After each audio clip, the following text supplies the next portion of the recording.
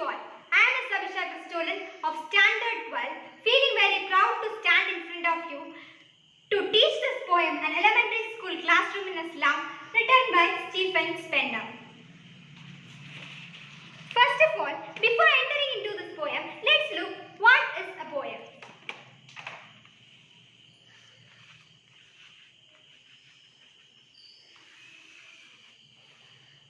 Poem is a collection of words spoken or written to express things more emotionally and imaginatively for a better understanding of people. Stephen Spender is also such a poet who feels that people understand more when they hear something poetically. Stephen Harold Spender was an English poet and essayist. Spender had keen interest in politics and so he declared himself a socialist and pacifist. His work concentrated on themes of social injustice and the class struggle. Books of Spender include Poems of Dedication, The Edge of Being, The Creative Element, The Struggle of Modern, and an autobiography, World Within World. In this poem, An Elementary Classroom in the Slum, the poet describes the social inequalities which are prevailing in the society. In the poem, he describes the condition of students of an elementary school which is situated in a slum area. The poet wants to draw attention to everyone towards these kids so that their life can be improved and they may get trying to become good citizens rather than criminals. Now, let's enter into this poem. Far, far from gusty ways, these children's faces, like rootless weeds, the hat torn round their pallor, the tall girl with a weighed-down head, the paper-seeming boy with rat's eyes, the stunned, unlucky hair of twisted bones, reciting a father's gnarled disease, his lessons from his desk, at back of the gym class, one unnoted, sweet and young, his eyes live in a dream of squirrel's game in tree room other than this. Far, far from gusty waves. Gusty waves means breezy wind.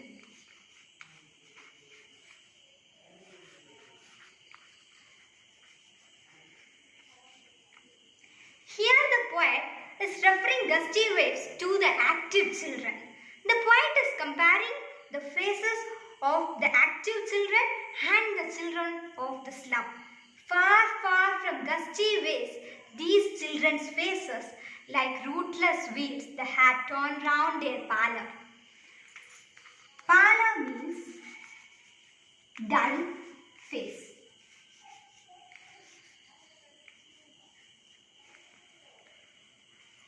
While the children of the world are so active, these children of the slum are compared with rootless weeds. The author is saying this, they are rootless weeds because their hair were uncombed and are like rootless weeds on their pale and dull face. The author is describing about the students of the class. Look, the tall girl with her head way down. So, he is describing a tall girl whose head was way down. He is also saying about a paper-seeming boy in the line. The paper-seeming boy with rat's eyes.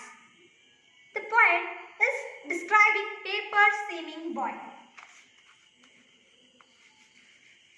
Paper-seeming.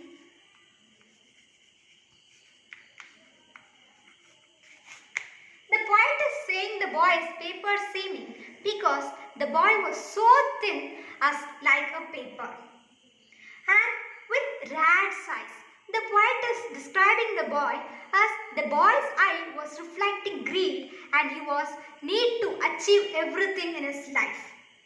And he is also describing a physically disabled boy.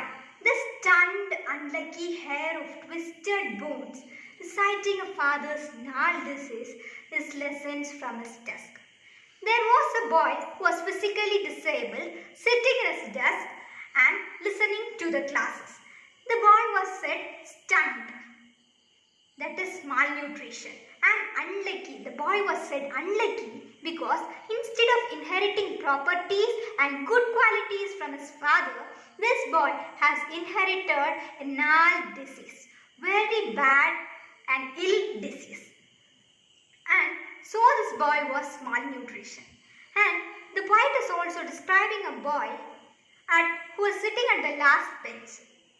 That at back of the dim class, one unnoted, sweet and young. A boy was so sweet and filled with young energy. His eyes live in a dream of squirrels' game in tree room other than this. The boy, other than looking on the classes, the boy was looking somewhere out and he was dreaming about the squirrel's game in the tree room. So these are the conditions of the students sitting in the slum classroom. In this poem, the poet is describing about the education of the children living in the slum. In the first paragraph, the poet is describing these things. But you can have a question that what is a slum? A slum is usually a highly populated urban residential area consisting mostly of closely packed, decrepit housing units in a situation of deteriorated or incomplete infrastructure inhabited primarily by impoverished persons. As the people living in the slum are very poor, they are not able to get quality education. The poet describes the children who study in an elementary school which is set up in a slum area. The poet says that the faces of children are dull and without any energy. They are not full of energy like other kids of their age. These children are compared to unwanted weed. Here, the writer wants to say that these children seems to be unwanted like the unwanted weeds which grow on their own in the fields. Their hair is not neatly done. It falls on their pale faces as if they have been torn apart. The children are untidy. They haven't combed their hair. Then he describes a tall girl who seems to be burdened by poverty. Her head is bent, maybe because of tiredness or shame. There is another boy who is so weak and thin that he has been compared to a sheet of paper. The boy's eyes reflect greed and he wants to achieve everything. Then he describes another student who is physically disabled. The poet says that this boy is unlucky because he inherited a disease from his father due to which he has a deformed body. Instead of getting any facility from his father, he has received a disease in heritage. This disabled boy is sitting on his bench and is reciting his lessons.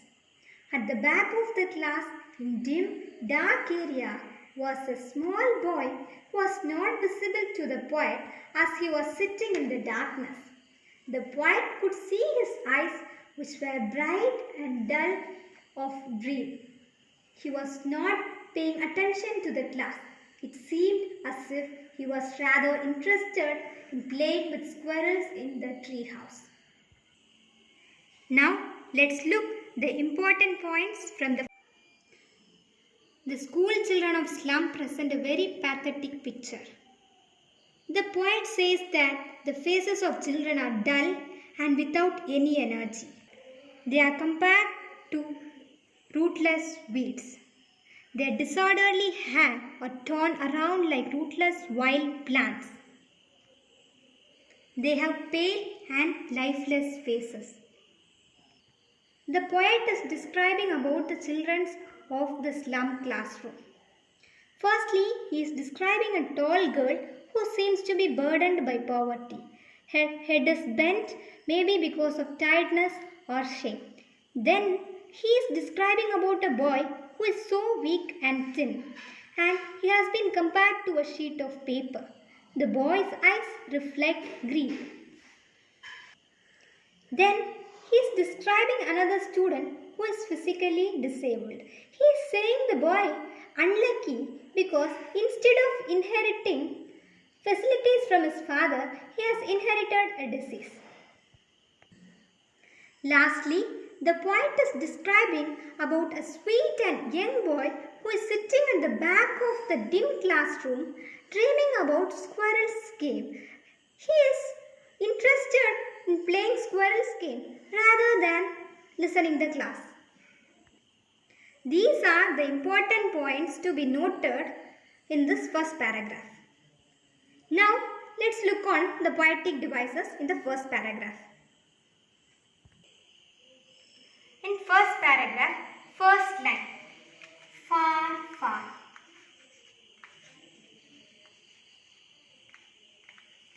Far, far is repetition.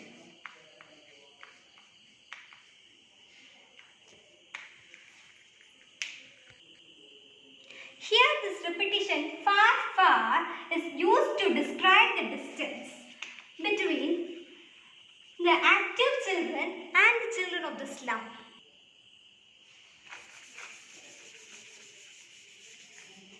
And first paragraph, second line, like rootless weed.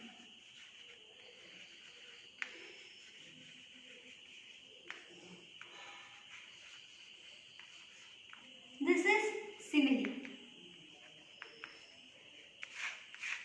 Simile is a poetic device where the poets use the words as and like to describe the things. Here, like rootless weed.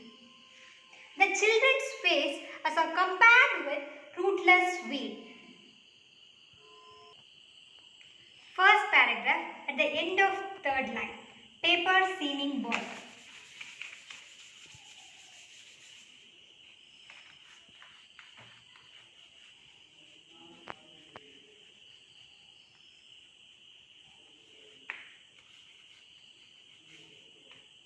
This is metaphor. Metaphor is a figure of speech in which a term or phrase is given to something which it will not match literally but to give a resemblance. Here, paper seeming boy. The boy was compared to a paper because the boy was so thin. These are the poetic devices which are used in the first paragraph. I hope you all like and understand my class.